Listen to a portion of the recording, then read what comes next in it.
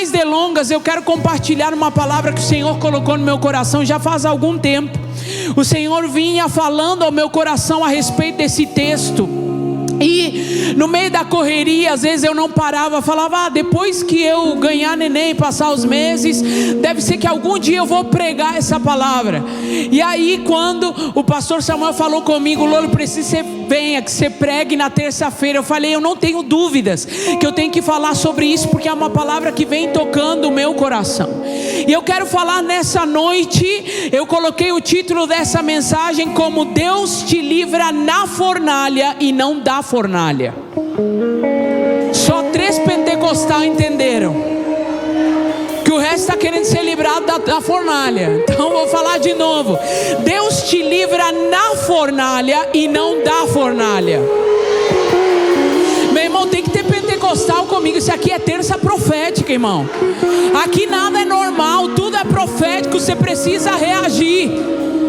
Porque talvez você chegou aqui nessa noite, você é uma dessas pessoas que está passando pelo fogo, pela provação, por circunstâncias difíceis. E você talvez chegou aqui procurando uma palavra que te dê um significado, uma resposta, uma saída, que traga algo para você, que faz com que você diga, não, vai valer a pena eu subsistir, vai valer a pena eu continuar. E eu quero te dizer, vai valer a pena sim. Porque Deus, Ele não nos envia nenhuma situação maior daquilo que a gente pode suportar. Amém? E a Bíblia vai nos falar exatamente sobre esse episódio lá no livro de Daniel. Eu quero mais ou menos fazer uma introdução, porque quem já me conhece, eu gosto de trazer um pano de fundo. E eu quero que você visualize a história junto comigo, porque é através dessa história, daquilo que nós vemos na palavra, que nós vamos aprender a respeito daquilo que o Senhor fez. A Bíblia vai nos contar esse episódio, esse momento da história, aonde o rei Nabucodonosor, eu vou falar uns nomes estranhos aqui, irmãos, tá? Eu já escolhi o nome do bebê, então fica tranquilo que nenhum deles. Mas a Bíblia vai nos falar que o rei Nabucodonosor, se você falar 5 vezes direto, já está batizado no Espírito Santo, né? Falando em línguas. Mas vai dizer que esse homem, ele decidiu um dia erguer uma estátua de ouro. Essa estátua, ela era de 27 metros de altura e tinha 2,60 metros de largura. Então era uma estátua muito grande, uma estátua de ouro. E ele simplesmente decidiu erguer essa estátua e estabelecer que todo mundo, todas as pessoas da nação, do povo, iriam se prostrar diante dessa imagem. Que esse seria como um Deus deles, que ele escolheu que todo mundo tinha que se prostrar. A Bíblia diz, ele chamou todas as autoridades daquela época da cidade.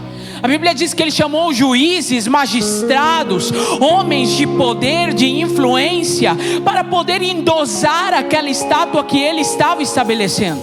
E ele vai levantar, a Bíblia diz que um arauto vai erguer a voz como uma voz de trombeta, e ele vai estabelecer que todas as vezes que tocassem trombeta, símbolos, pífaros, flauta dupla, era um musical.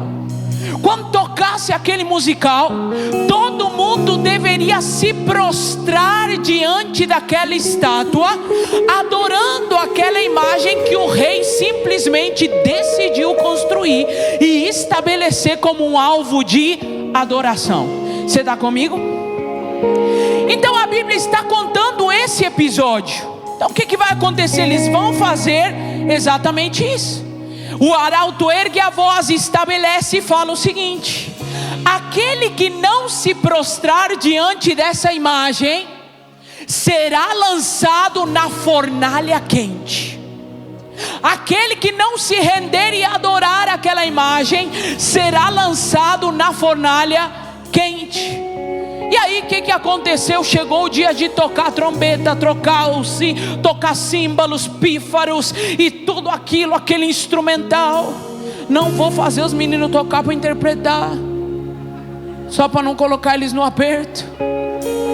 Mas a Bíblia diz que os homens da nação, eles se prostraram diante daquela imagem.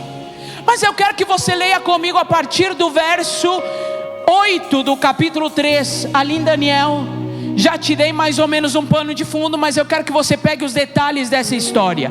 Daniel capítulo 3, verso 8 em diante, diz assim: nesse momento alguns astrólogos se aproximaram e denunciaram os judeus, dizendo ao rei Nabucodonosor: ó rei, vive para sempre. Tu emitiste um decreto, ó rei, ordenando que todo aquele que ouvisse o som da trombeta, de pífaro, de cítara, de harpa, de saltério, de flauta dupla e de toda espécie de música, se prostrasse em terra e adorasse a imagem de ouro. E que todo aquele que não se prostrasse em terra e não adorasse, seria atirado numa fornalha em chamas. Mas há alguns judeus que nomeaste para administrar a província da Babilônia, quem? Sadraque, Mesaque e Abednego, que não te dão ouvidos, ó rei, não prestam culto aos teus deuses, nem adoram a imagem de ouro que mandaste erguer. Ou seja, tem 3 homens que estão fazendo contrário àquilo que você estabeleceu.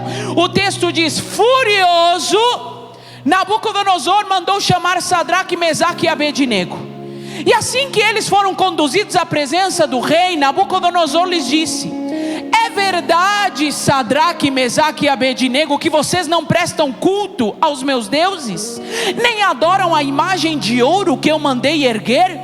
Pois agora, quando vocês ouvirem o som da trombeta, pífaro, e o musical, se vocês dispuserem a prostrar-se em terra e a adorar a imagem que eu fiz, será melhor para vocês. O que Nabucodonosor está fazendo?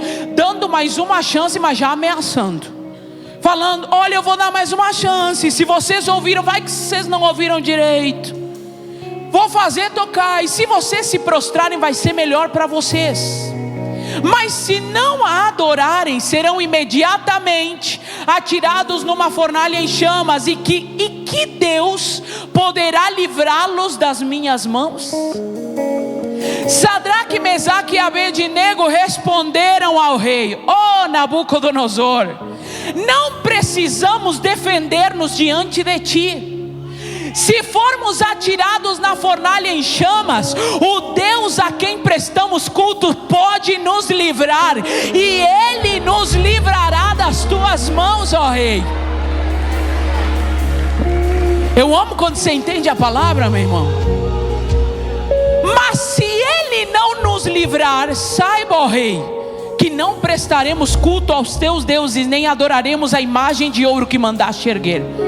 Nabucodonosor ficou tão furioso com Sadraque, Mesaque e Abednego, que o seu semblante mudou. Deu ordens para que a fornalha fosse aquecida 7 vezes mais do que de costume, e ordenou que alguns soldados mais fortes do seu exército amarrassem Sadraque, Mesaque e Abednego e os atirassem na fornalha em chamas. E os 3 homens, vestidos com seus mantos, calções, turbantes e outras roupas, foram amarrados e atirados na fornalha extraordinariamente quente. A ordem do rei era urgente, e a fornalha, pegue isso aqui, a fornalha estava tão quente que as chamas mataram os soldados que levavam Sadraque, Mesaque e Abednego, e estes caíram amarrados dentro da fornalha em chamas. Mas logo depois o rei Nabucodonosor, alarmado, levantou-se e perguntou a seus conselheiros: não foram 3 os homens amarrados que nós atiramos no fogo? Eles responderam: sim, ó rei. E o rei exclamou: olhem, estou vendo 4 homens desamarrados, ilesos, andando pelo fogo, e o 4º se parece com o filho dos deuses. Então Nabucodonosor aproximou-se da entrada da fornalha e chamou e gritou: Sadraque, Mesaque, Abednego, servos do Deus Altíssimo, saiam e venham aqui.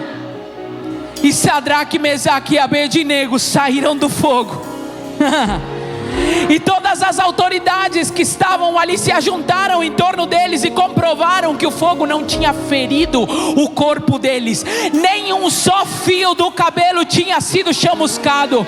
Os seus mantos não estavam queimados e não havia cheiro de fogo neles. Disse então Nabucodonosor: Deus seja louvado. Louvado seja o Deus de Sadraque, Mesaque e Abednego, que enviou o seu anjo e livrou os seus servos. Eles confiaram nele, desafiaram a ordem do rei, preferindo abrir mão da sua vida e prestar culto e adorar a outro Deus que não fosse o próprio Deus. Por isso, olha aqui, eu decreto que todo homem de qualquer povo, nação e língua que disser alguma coisa contra o Deus de Sadraque, Mesaque e Abednego seja despedaçado e sua casa seja transformada em monte de entulho, pois nenhum outro Deus é capaz de livrar alguém dessa maneira. Aleluia! Então o rei promoveu Sadraque, Mesaque e Abednego na província da Babilônia. Meu irmão, eu podia ter parado aqui já. Você entendeu a história? Você entendeu o que aconteceu aqui? Deus não livrou da fornalha, Ele livrou na fornalha. E é isso que eu quero te falar nessa noite. Eu quero falar sobre princípios de quem está pronto para passar pela fornalha. Princípios de quem está preparado para não morrer na fornalha, mas passar por ela. Queridos, quando nós olhamos aqui esse episódio, a gente precisa entender que nós nunca saberemos qual será o dia aonde nós passaremos por uma provação. Qual será o dia onde nós passaremos por um momento aonde seremos desafiados a viver literalmente o sobrenatural. Nunca saberemos qual será o dia de uma provação que talvez nos supere. Nunca sabemos qual será o dia aonde provavelmente seremos desafiados a ter que provar as nossas convicções. Mas uma coisa eu tenho para te dizer: esse dia sempre chega. E a questão não é qual é o dia, a questão é se eu estou preparado para quando Ele me encontrar. Por isso eu quero falar sobre esses princípios de quem está pronto para passar pela fornalha. E o primeiro eu intitulei de uma forma que você não vai esquecer. O primeiro princípio que eu quero falar nessa noite, provavelmente você já ouviu ele da sua mãe. Porque quando a gente é mais novo e a gente quer argumentar com as nossas mães: mãe, mas todo mundo faz. O que sua mãe fala? Você não é. Primeiro princípio: você não é todo mundo. Olha para alguém perto de você, faz que nem pregador, já vai treinando.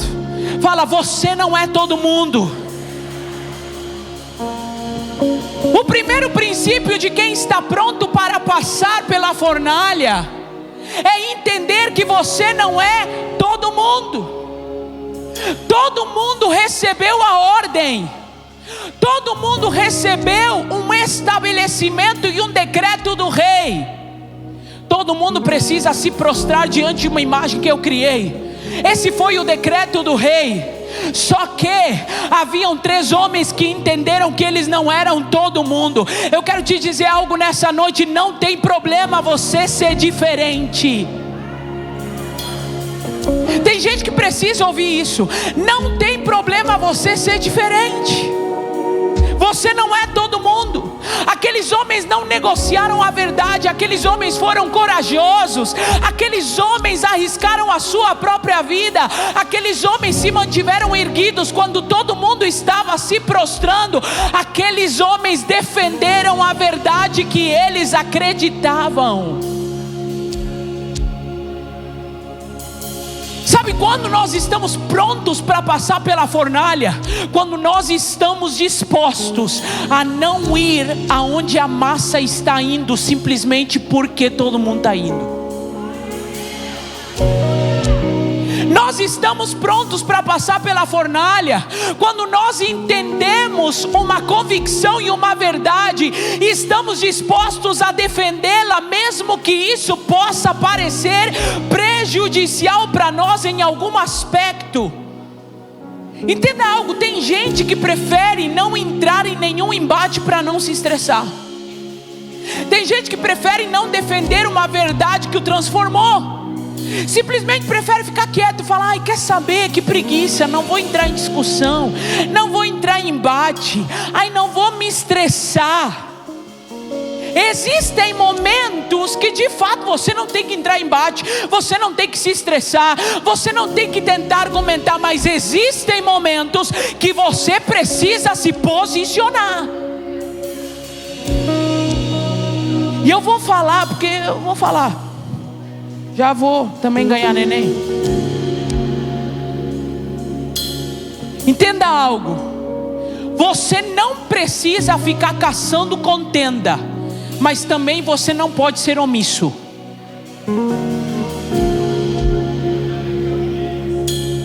Glória a Deus. Pelo menos uns dois estão felizes. Você não precisa ficar caçando contenda, mas você não pode ser omisso. Sabe por quê? Porque omissão também é uma decisão. Tem muita gente que acha que simplesmente não falar nada, ficar na dele, simplesmente não deixa pra lá. Não, a omissão também é uma decisão. Pilatos, ele teve um momento onde ele poderia ter tomado uma decisão a respeito de Jesus. Só que ele fez o que? Ele falou: vou lavar as mãos, como se lavar as mãos não fosse escolher alguma coisa. Meu irmão, aquela atitude de omissão também era uma decisão. Então você precisa entender que omissão não é o papel de quem carrega uma verdade. Omissão não é o posicionamento de quem entende a verdade, que o alcançou, que o libertou, que o transformou. Esse não é o nosso lugar. O apóstolo Paulo, num determinado momento, ele vai dizer: eu não me envergonho do evangelho, porque ele é poder de Deus. O que ele está dizendo? Eu não tenho problema de me expor e de falar a verdade que transformou a minha vida, transformou a minha história. Agora tem aqueles que têm uma mania, né? Que fala assim: não, eu não sou omisso, é porque eu sou tímido.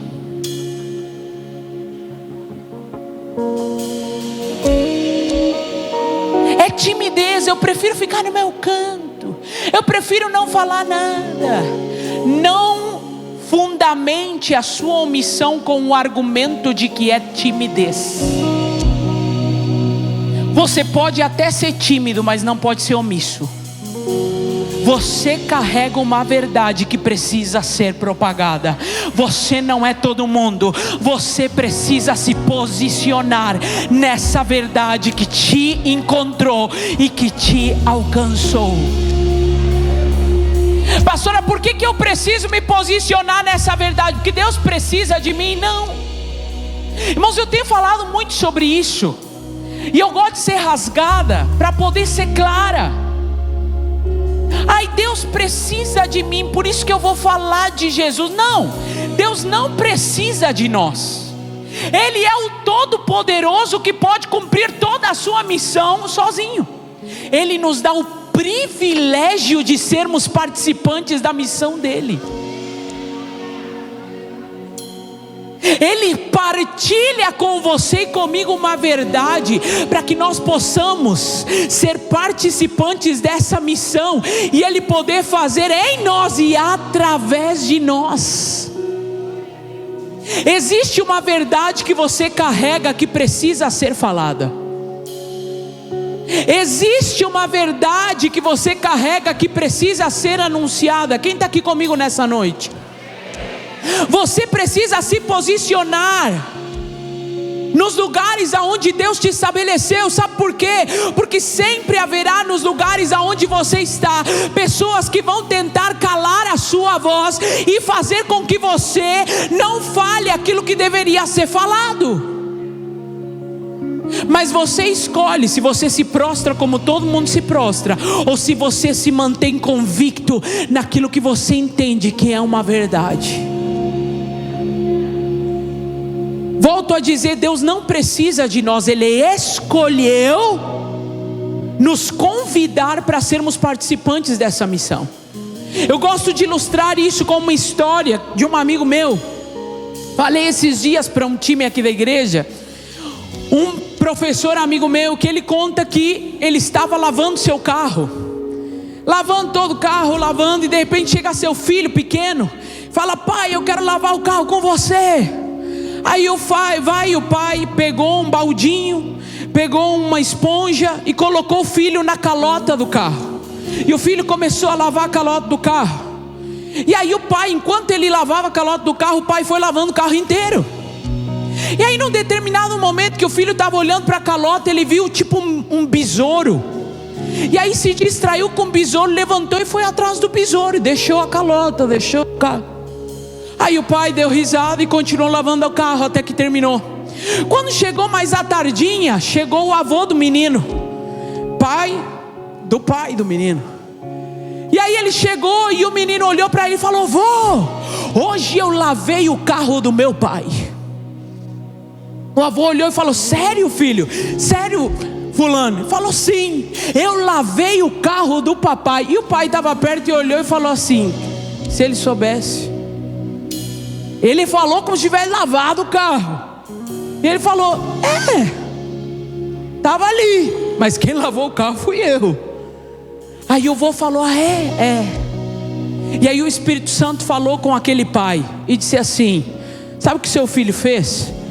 Ele falou: é que nem você com a minha missão. Eu dou conta de lavar o carro sozinho, mas eu deixo a calota para você, para que você possa ficar perto de mim e entender que eu quero te fazer participante daquilo que eu estou fazendo.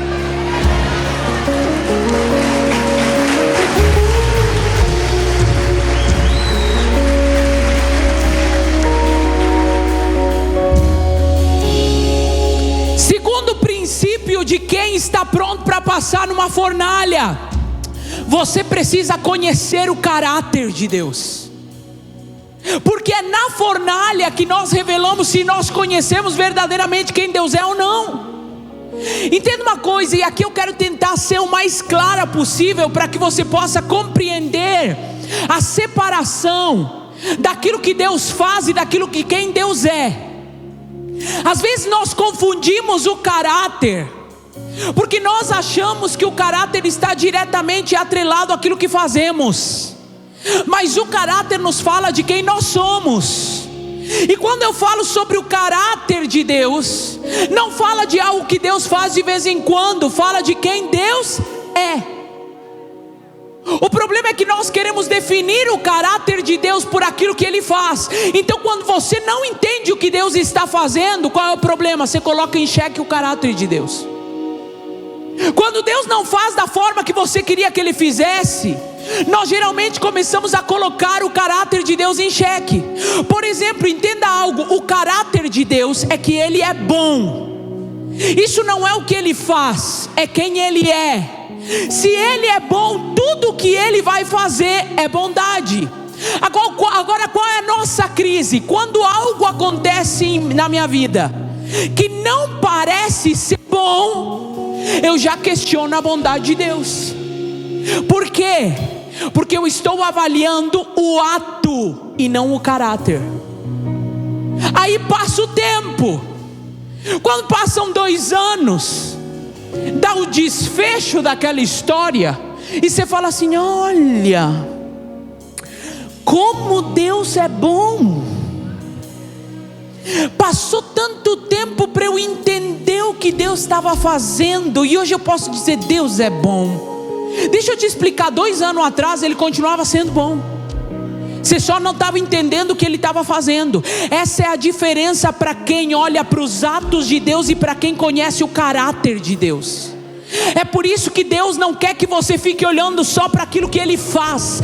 Deus quer que você possa conhecer quem Ele é. Porque quando você conhece quem Deus é, não importa o cenário, aquilo que sai dele vai ser condizente com o seu caráter. Por exemplo, a Bíblia vai nos dizer que Deus é amor. Então, se é amor, é caráter. Está entendendo o que eu estou falando? Quando a Bíblia diz assim: quem é fiel no pouco é fiel no muito, está falando do que? Caráter. Fidelidade é caráter. Porque se você é fiel em qualquer circunstância, significa que a circunstância não te molda, a circunstância não te move. É aquilo que você é. Você precisa conhecer o caráter de Deus. Porque olha que interessante, Sadraque, Mesaque e Abednego conheciam o caráter de Deus. Meu irmão, eu me empolgo nessa hora com a Bíblia. Sabe por quê? Porque quando Nabucodonosor vem dar uma chance para eles e fala para eles assim: tá bom, vou tocar o negócio aqui para vocês se prostrarem, senão vai ser pior para vocês. Eles olham para Nabucodonosor e falam assim: Nabucodonosor, não precisamos defender-nos diante de ti. Pastora, seja clara para eu poder entender. Só quem conhece o caráter de Deus para de se defender. Só quem sabe que Deus é a sua defesa para de tentar argumentar diante das pessoas aquilo que Deus vai se levantar para ser a voz que você não precisa ser de você mesmo.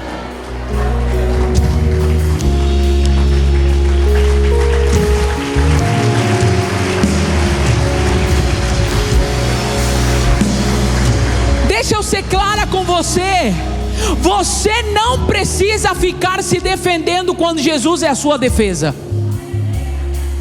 Eu estou falando para alguém aqui nessa noite. Você está tentando argumentar, você está tentando se justificar, você está tentando se explicar, e nada do que você está falando está adiantando. Eu vim aqui para te dar uma resposta: silencia, porque quando você se cala, você permite que Deus possa ser a sua defesa.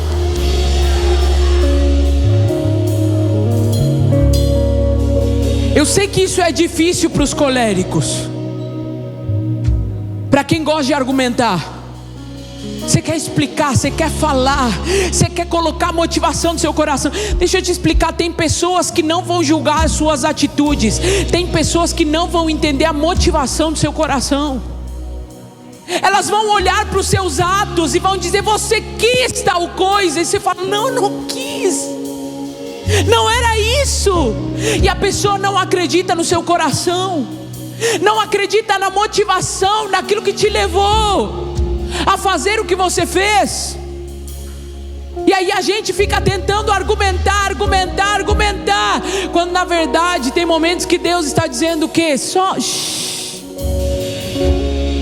para de se defender. Porque quando você para de se defender, no meu tempo eu entro em ação e eu mostro as coisas que precisam sair à luz, sair à tona. Olha para alguém perto de você e fale para essa pessoa: para. O melhor daqui, irmão, é que eu vejo a cara de vocês. Tem uns que já tá falando: para. Eu gosto que os irmãos me ajudam a pregar dando indireta. Já mostro para os outros, né? Já fala: para, viu? Tá te falando. Então você não precisa ficar tentando se defender. Agora, eles conheciam o caráter de Deus. Irmão, é tão importante conhecer o caráter. Há 7 anos atrás, quando Paulo e eu casamos, é aquela fase onde todo mundo te promete presente, né? Quem já passou por isso? O povo começa a te prometer presente: vou te dar isso, vou te dar aquilo. Quem já passou por isso? Ninguém, irmão? Ninguém te prometeu um presente? Então levanta a mão, irmão, para me ajudar. Isso. Tá. Você já percebeu que o povo promete presente E tem umas pessoas que quando ela está terminando de prometer, você já está duvidando que ela vai dar. Não tem? Você fala, ih. Aí Lola, vejo que és profeta. Não, é experiência. E aí a pessoa já vem e fala, ai, vou te dar tal coisa. Você já olhou para a cara da pessoa, você conhece a pessoa, você fala, difícil. Por quê? Quando alguém te promete, você consegue já de antemão ter uma dedução de quem vai cumprir e quem não. Porque é o caráter que valida a promessa. Não, eu vou falar de novo que você não entendeu. É o caráter que valida a promessa. É o caráter que vai te dizer se aquilo vai acontecer ou não. Tem gente que te promete coisa que você já sabe que não vai cumprir. Por quê? Porque o seu caráter é duvidoso. Mas tem gente que quando está falando, você já está chorando, porque você fala, não, se fulano está falando, ele vai fazer. Agora preste atenção, você não deveria duvidar das promessas de Deus quando você conhece o caráter dele. Porque no momento em que ele está dizendo que ele vai fazer, existe um caráter que respalda cada palavra que sai da boca de Deus.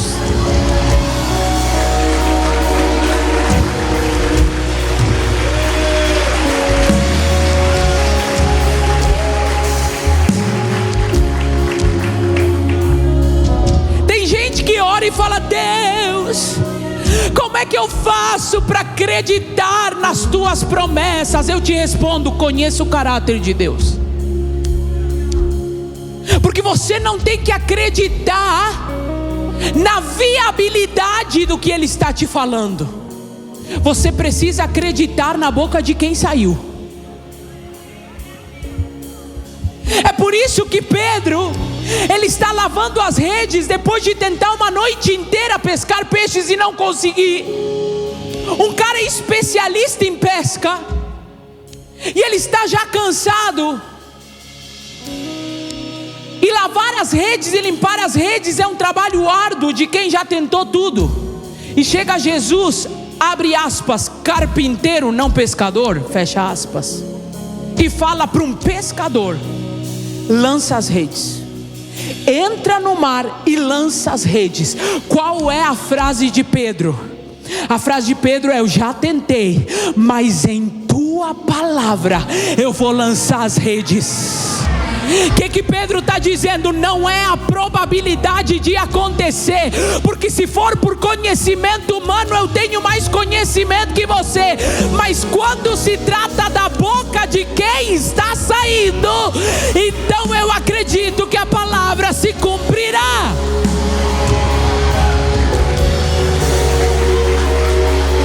Quem está aqui comigo nessa noite? Meu irmão, não sei o que Deus tem te prometido, mas eu sei de uma coisa: Ele não é homem para que minta, nem filho de homem para que se arrependa. Ele valida as suas palavras com o seu caráter. Conheço o caráter de Deus, e esses homens conheciam o caráter de Deus, porque eles falaram, eu sei que meu Deus tem poder para nos livrar da fornalha, e Ele nos livrará. Só que eles falam uma outra frase, que isso é o que me pega mais. Eles falam, mas se Ele não nos livrar, pastora, o que você está querendo dizer? Você não acabou de falar que Ele pode livrar? Você não acabou de dizer que o caráter dele, Ele cumpre as suas promessas? Sim. Só que Sadraque, Mesaque e Abednego não tinham uma palavra de Deus, vou te livrar da fornalha. Não.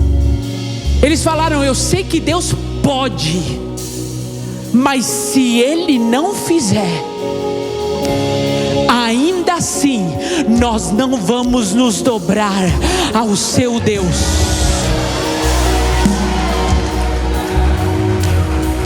Só esse lado entendeu?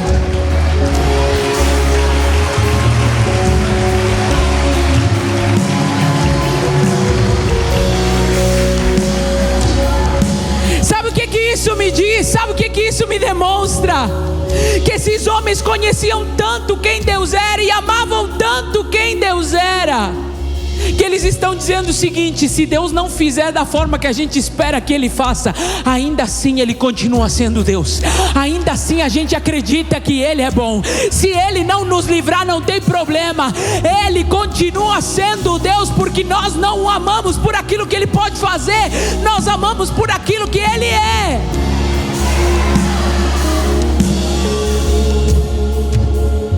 Sabe qual é o terceiro princípio? Estou indo para o final. O terceiro princípio de quem está pronto para passar pela fornalha. O primeiro é: você não é todo mundo.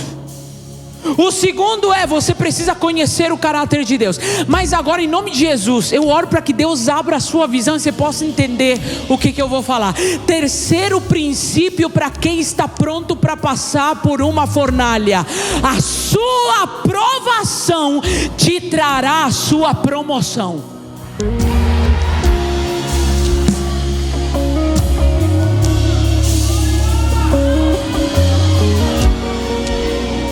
A sua provação te trará a sua promoção. Irmão, Deus podia ter livrado esses homens da fornalha. Não, fala forte. Deus podia ter livrado. Deus poderia ter evitado que eles fossem lançados lá. Sim. Ele poderia ter poupado, Ele poderia ter evitado, Ele poderia ter livrado, mas ninguém é promovido na sua zona de conforto.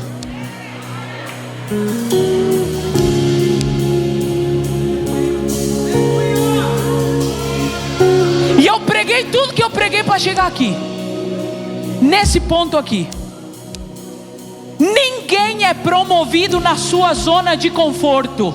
Somente é promovido quem passa pelo fogo e sobrevive.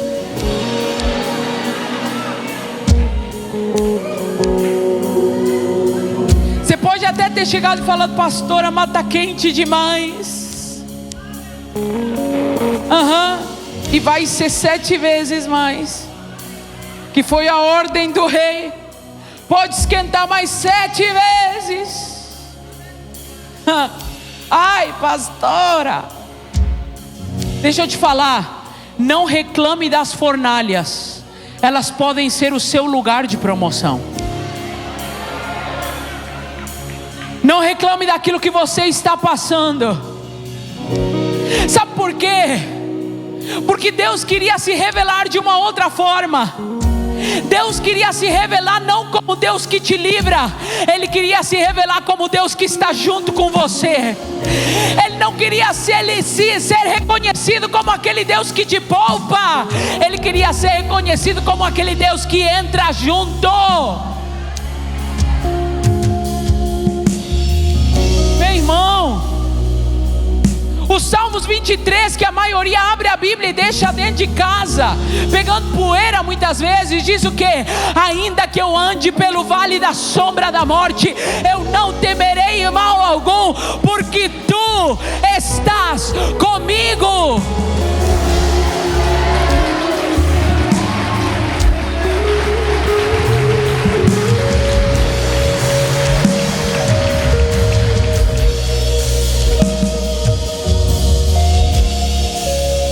O que Deus está fazendo com esses homens? Ou melhor dizendo, o que Deus está nos ensinando através desses homens? Irmão, vou falar aqui até um pouquinho baixo, para não ser tão. Ele não prometeu te poupar, Ele te prometeu estar junto. 4, glória a Deus. 3, aleluia.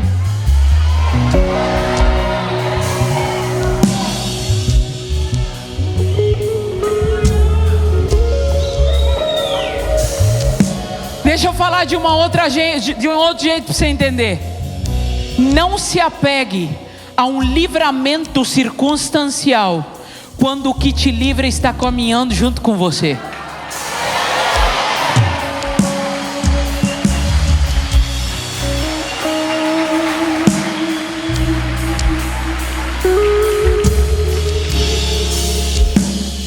Entram 3 homens na fornalha, são vistos 4 homens na fornalha. Sabe o que Deus está dizendo para você nessa noite? A situação que você está vivendo não está tão longe, porque eu estou com você.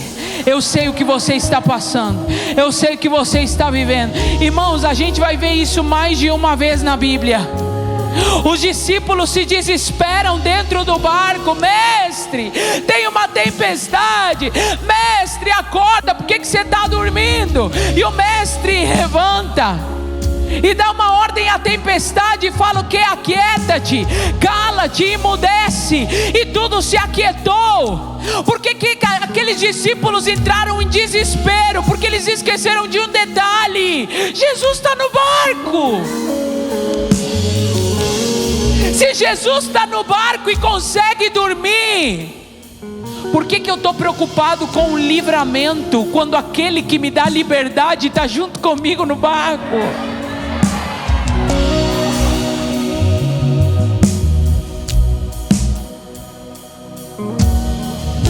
Sabe qual é a maior tempestade que Jesus acalma? Não foi a tempestade de fora, foi a tempestade de dentro. E Deus te trouxe aqui nessa noite para acalmar a tempestade de dentro. De repente você está afobado, de repente você está aflito. Você chegou aqui nessa noite com uma tempestade. Você chegou e você sente que a fornalha está cada vez mais quente. Você está talvez perguntando para Deus e dizendo: Deus, quando que o Senhor vai me livrar? Quando vai mudar esse cenário? Quando as coisas vão ser transformadas? Me tira dessa situação. Eu não aguento mais, eu quero sair dessa situação. Irmão, não é para te desanimar não, mas talvez Deus não vai te tirar da situação. Nenhum glória. Também não precisa da glória por compromisso não. Talvez Deus não vai te tirar da situação, Deus não vai te livrar da situação, mas Ele vai se revelar a você na situação, e Ele irá te promover na situação. Porque no meio da situação, todos irão observar que tem um 4º homem na fornalha. Tem um 4º homem na fornalha. Tem um 4º homem na fornalha.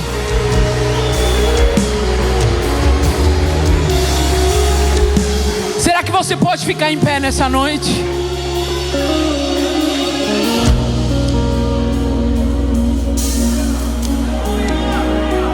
Ele está contigo, meu irmão. Ele não te abandonou, Ele não te largou. Ele não está surdo para suas orações.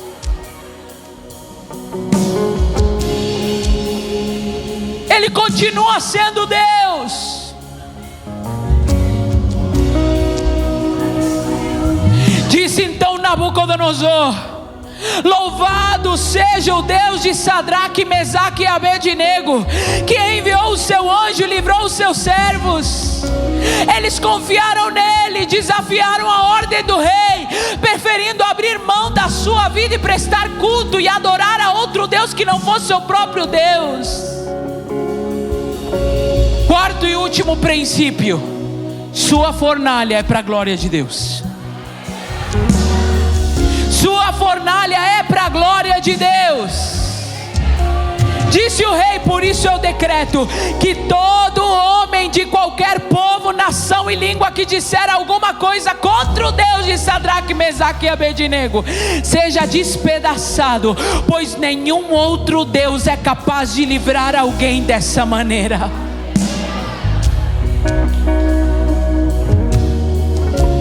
Eu quero liberar uma palavra sobre você. Isso aqui é terça profética. Eu quero liberar em nome de Jesus que essa situação de provação, que essa fornalha será o lugar onde as pessoas poderão olhar para você e falar: só poderia ter sido Deus, só poderia ter sido o Senhor, só poderia ter sido Deus dos exércitos. Ela não sucumbiu, Ele não esmureceu, ela não parou, Ele se reergueu.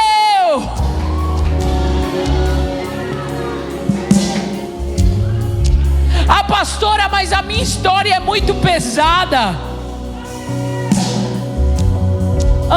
É por isso mesmo.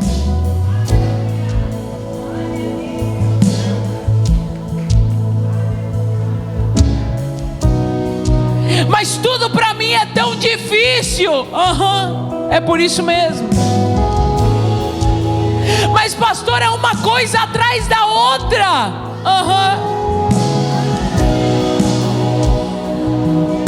Pastora, quando eu acho que eu vou sair, parece que vem outra coisa. A fornalha ainda não está tão quente, ela está aquecendo. Sim, pastora, mas tem gente que já morreu com o fogo da fornalha. Mas você não vai morrer. Você não vai morrer. Você não vai sucumbir.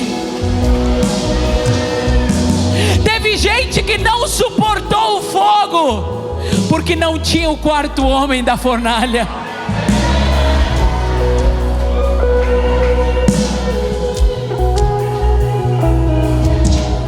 Eu vim aqui para te dizer: você tem aquilo que você precisa. Você não precisa de menos temperatura, você não precisa de livramento, você precisa do quarto homem da fornalha.